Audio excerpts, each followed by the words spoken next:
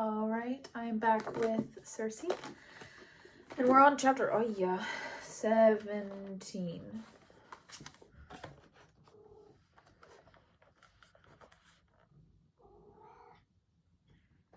The trees were just beginning to bud. The sea was still foam-capped, but soon its waves would calm, and it would be spring and time for Odysseus to sail. He would race across the sea, tracking between storms and Poseidon's great hand, his eye fixed on home. And my island would fall silent again. I lay beside him in the moonlight each night. Just one more season, I imagined saying to him. Just till summer's end, that is when the best winds come. It would surprise him. I would catch the faintest flicker of disappointment in his eyes. Golden witches are not supposed to beg. I let the island plead for me instead, speaking with its eloquent beauty. Every day the stones shed more of their icy chill and the blossoms swelled. We ate picnics on the green grass, we walked on the sun-warmed sand and swam in the bright bay. I took him to the shade of an apple tree so that the scent would waft over him while he slept. I unrolled all Aiaia's wonders like a rug before him, and I saw him begin to waver. His men saw too. 13 years they had lived beside him, and though his twisting thoughts were mostly beyond their ken, they sensed change, as hounds scent the moods of their master. Day by day they grew more restless. Ithaca, they said loudly every chance they got. Queen Penelope! Telemachus! Eurylochus stalked around my halls glaring. I saw him whispering in corners with the others. When I passed by, they fell silent gazes down. In ones and twos they made their creeping way to Odysseus. I waited for him to send them away, but he only stared over their shoulders into the dusty sunset air. I should have left them pigs, I thought. Death's brother is the name that poets give to sleep. For most men, those dark hours are a reminder of the stillness that awaits at the end of days. But Odysseus' slumber was like his life, tossed and restless, heavy with murmurs that made my wolves prick up their ears. I watched him in the pearl gray light of dawn, the tremors of his face, the striving tension in his shoulders. He twisted the sheets as if they were opponents he'd tried to throw in a wrestling match. A year of peaceful days he had stayed with me, and still every night he went to war. The shutters were open. It must have rained, I thought. The air that drifted in felt washed and very clear. Each sound, bird trills, fluttering leaves, the hush of waves hung in the air like a chime. I dressed and followed that glory outside. His men still slept. Elpenor was up on the roof, wrapped in one of my best blankets. The wind rippled past me like lyre notes, and my own breath seemed to pipe in harmony. A dewdrop fell from a branch. It struck the earth like the ringing of a bell. I felt my mouth go dry. He stepped out from my stand of laurels. Every line of his body was beautiful, perfect with grace. His dark, loose hair was crowned with a wreath. From his shoulder hung a shining silver-tipped bow carved from olive wood. Circe, Apollo said, and it was the greatest chime of all. Every melody in the world belonged to him. He held up an elegant hand. My brother warned me about your voice. I think it will be better if you speak as little as possible. His words carried no malice, though perhaps that was what malice sounded like in those perfect tones. I will not be silenced on my own island. He winced. Hermes said that you were difficult. I come with a prophecy for Odysseus. I felt myself tense. Olympian riddles were always double-edged. He is inside, Yes, he said. I know. The wind struck me across the face. It rushed into my throat, battering its way to my belly as if all the sky were being funneled through me. I gagged, but its swelling force poured on, choking off my breath, drowning me in its alien power. Apollo watched, his face pleasant. The island clearing was swept away. Odysseus stood on a shore with cliffs rising around him. In the distance were goats and olive groves. I saw a wide-halled house, its courtyard set with stones, its walls gleaming with ancestral weapons. Ithaca. Then Odysseus stood up on a different shore, dark sand in the sky that never saw my father's light. Shadowed poplars loomed and willows trailed their leaves in black water. No birds sang, no beast moved. I knew the place at once, though I had never been there. A great cave gaped, and in its mouth stood an old man with unseeing eyes. I heard his name in my mind. Tiresias. I threw myself down into the dirt of my garden. Scrabbling, tuggily up the moldy roots, I stuffed a few in my mouth, brown earth still clinging. At once the wind ceased, dying as quickly as it had come. I coughed, my whole body shaking, my tongue tasted of slime and ash. I fought to my knees. You dare, I said, you dare to misuse me on my own island? I am Titan blood, this will bring war, my father. It was your father who suggested it. My vessels must have prophecy in their blood. You should be honored, he said. You have borne a vision of Apollo. His voice was a hymn. His beautiful face showed only the faintest puzzlement. I wanted to tear him with my nails. The gods and their incomprehensible rules. Always there was a reason you must kneel. I will not tell Odysseus. That is beneath my concern, he said. The prophecy is delivered. He was gone. I pressed my forehead to the wrinkled bowl of an olive. My chest was heaving. I shook with rage and humiliation. How many times would I have to learn? Every moment of my peace was a lie, for it came only at the gods' pleasure.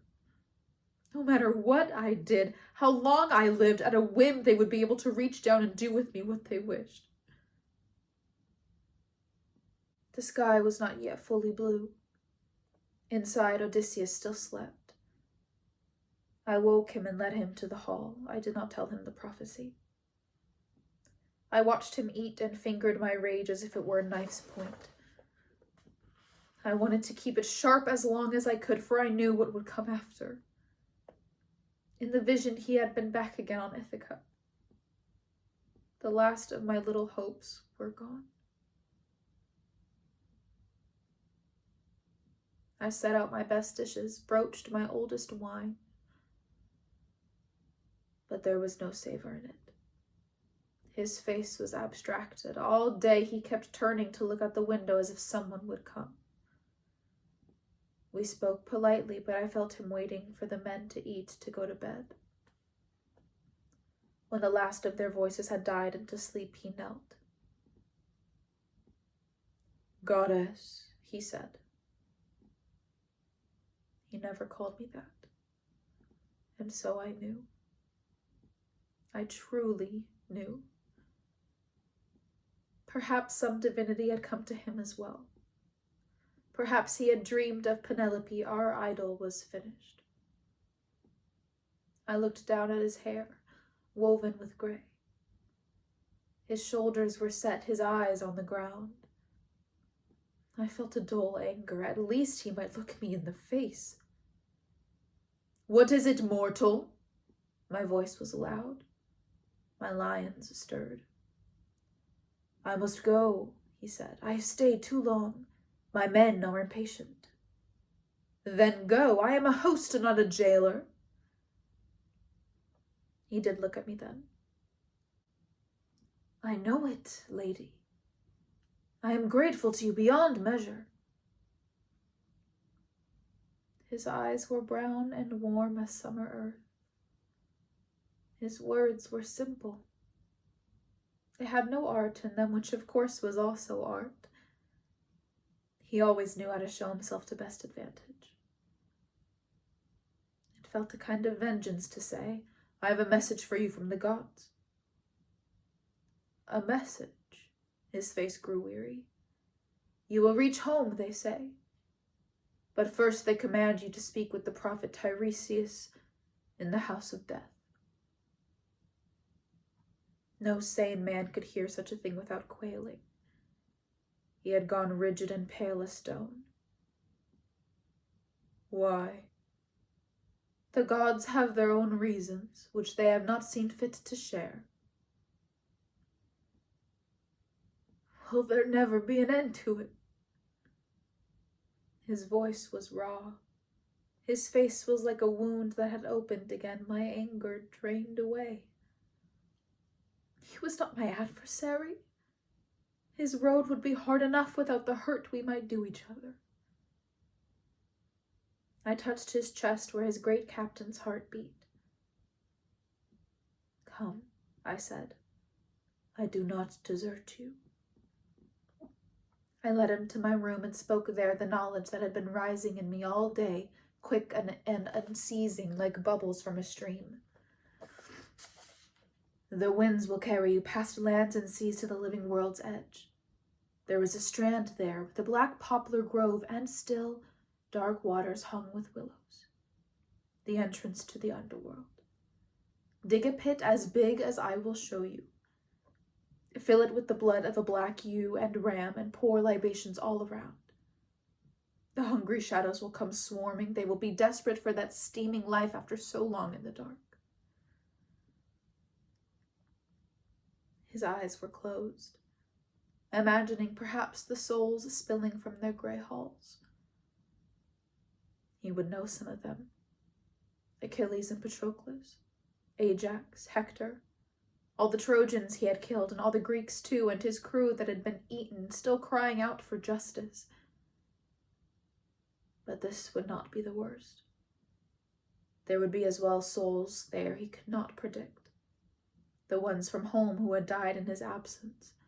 Perhaps his parents or Telemachus. Perhaps Penelope herself. "You must hold them off from the blood until Tiresias comes. He will drink his fill and give you his wisdom. Then you will return here for a single day, as there may be more help I can give you." He nodded. His lids were gray. I touched his cheek. "Sleep," I said. "You will need it." "I cannot," he said. I understood. He was bracing himself, summoning up his strength to do battle once more. We lay beside each other in silent vigil through the long hours of the night. When it was dawn, I helped him dress with my own hands. I pinned his cloak around his shoulders. I settled his belt and gave him his sword. When we opened the front door, we found Elpenor sprawled upon the flagstones. He had fallen from my roof at last. We gazed down at his bluing lips, the ugly angle of his neck. "Already it comes." Odysseus's voice was grim with resignation. I knew what he meant. The fates had him in their yoke again. "I will keep him for you. You have no time for a funeral now." We carried the body to one of my beds, wrapped it in the sheet. I brought out stores for their journey and the sheep he needed for the rite. The ship was already prepared. His men had rigged it days ago. Now they loaded it and pushed it into the waves. The seas were churning and cold, the air misted with spray. They would have to fight for every league, and by night their shoulders would be knots. I should have given him salves for it, I thought, but it was too late. I watched the ship struggle over the horizon, then I went back and drew the sheet from Elpenor's body. The only corpses I had ever seen were those that had lain broken on my floor, unrecognizable as men. I touched his chest, It was hard and cool. I had heard that in death faces look younger than they were, but Elpenor had laughed often, and without the spark of life his face was slack with lines. I washed him and rubbed oils into his skin as carefully as if he could still feel my fingers. I sang as I worked, a melody to keep his soul company while he waited to cross the great river to the underworld. I wrapped him again in his shroud, spoke a charm to keep away the rot, and closed the door behind me. In my garden, the green leaves were so new they shone like blades. I ran my fingers through the soil. Humid summer was gathering, and soon I must start staking out the vines. Last year, Odysseus had helped me. I touched the thought like a bruise, testing its ache. When he was gone, would I be like Achilles, wailing over his lost lover Patroclus? I tried to picture myself running up and down the beaches, tearing at my hair, cradling some scrap of old tunic he had left behind, crying out for the loss of half my soul. I could not see it. That knowledge brought its own sort of pain. But perhaps that is how it was meant to be. In the stories, gods and mortals never joined for long. That night I stayed in my kitchen stripping aconite. Already Odysseus would be facing his dead. As he'd left, I had pressed a phial into his hand and asked him to bring me blood from the pit he would make. The shades would infuse it with their chill presence, and I had wanted to feel that power, ashen and unearthly. Now I was sorry I asked. It was something Perses or Aeetes might do, someone with only witchcraft in their veins and no warmth. I moved carefully through my work, my fingers precise, aware of every sensation. From their shelves my herbs watched me, row upon row of simples whose powers I had harvested with my own hands. I liked to see them there, in their bowls and bottles, sage and rose, horehound, chicory, wild laurel, the moly in its stoppered glass. And last of all, still in its cedar box, silphium ground with wormwood, the draught I had taken each moon since the first time I lay with Hermes. Each moon except the last.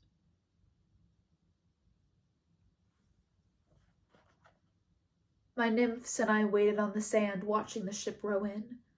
The men waded to the shore in silence. Their bodies sagged as if borne down by stones, sickly and aged. I searched Odysseus's face. It was ghastly. I could not read it. Even their clothes were faded, the fabric leached and gray. They looked like fish caught beneath a winter skim of ice. I stepped forward, shining my eyes over them. "Welcome!" I cried. "Welcome back, you hearts of gold, you men of oak. You are heroes for the legends. You have done one of Heracles' labors, seen the house of death and lived. Come, there are blankets here, laid for you upon the soft grass. There is wine and food. Rest and be well." They moved slowly, like old men, but they sat. The roast platter stood by, and the wine deep and red. We served and poured until their cheeks took color. The sun beat down, burning off the cold mist of death. I drew Odysseus aside to a green thicket. "Tell me," I said. "They live," he said. "That is the best news I have. My son and wife live, my father too." Not his mother. I waited. He stared across his scarred knees. Agamemnon was there. His wife had taken a lover, and when he returned, she slaughtered him in the bath like an ox. I saw Achilles and Patroclus, and Ajax bearing the wounds he gave himself. They envied me my life, but at least their battles are done. Yours will be done. You will reach Ithaca. I have seen it. I will reach it. But Tiresias said that when I do, I will find my men besieging my home, eating my stores and usurping my place. I must find a way to kill them. But then I will die of the sea while I still walk on land. The gods love their riddles. His voice was thick with bitterness. You cannot think of it, I said. It will only torment you. Think instead of the path before you, which carries you home to your wife and son. My path, he said darkly. Tiresias laid it before me. I must pass Thrinacia. The word was an arrow striking home. How many years had it been since I had heard of that island's name? A memory rose before me, my shining sisters, and darling and pretty, and all the rest, swaying like lilies in the gilded dusk. If I do not disturb the cattle, then I will reach home with my men. But if any are harmed, your father will loose his wrath. It will be years before I see Ithaca again, and all my men will die. Then you will not stop, I said. You will not even land on the shore. I will not stop. But it was not so simple, and we knew it. The fates lured and tricked. They set obstacles to drive you into their toils. Anything might serve them. The winds, the waves, the weak hearts of men. If you run aground, I said, keep to the beach. Do not go look at the herds. You cannot know how they will tempt your hunger. They are to cows what gods are to mortals. I will hold. It was not his will I feared. But what good would it do to say so, to sit over his door like a death owl? He knew what his men were. And a new thought was rising in me. I was remembering the sea route Hermes had drawn for me so long ago. I traced them in my mind. If he went by Thrinacia, then... I closed my eyes. Another punishment from the gods. For him and for me as well. What is it? I opened my eyes. Listen to me, I said. There are things you must know. I drew the journey for him. One by one I laid out the dangers he must avoid, the shoals, the barbarous islands, the sirens, those birds with women's heads who lure men to their death with song. At last I could delay no more. Your path takes you past Scylla as well. Do you know her? He knew. I watched the blow fall. 6 men, or 12. There must be some way to prevent her, he said. Some weapon I might use. It was one of my favorite things about him. How he always fought for his chance. I turned away so I would not have to see his face when I said, No, there is nothing, not even for such a mortal as you. I faced her once long ago and escaped only through magic and godhead. But the sirens, there you may use your tricks. Fill your men's ears with wax and leave your own free. If you tie yourself to the mast, you may be the first man to ever hear their song and tell the tale. Would that not make a good story for your wife and son? It would. But his voice was dull as a ruined blade. He was passing from my hands. We carried Elpenor to his pyre. We did the rites for him, sang his deeds of war, set his name in the record of men who lived. My nymphs wailed and the men wept, but he and I stood dry and silent. After, we loaded his ship with all the stores of mine that it could hold. His men stood at the ropes and oars. They were eager now, darting glances at each other, scuffling at the deck with their feet.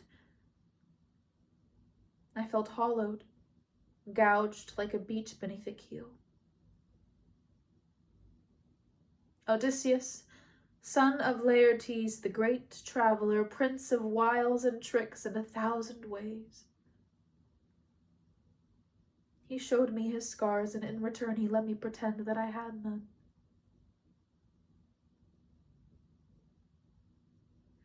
He stepped onto his ship, and when he turned back to look for me, I was gone.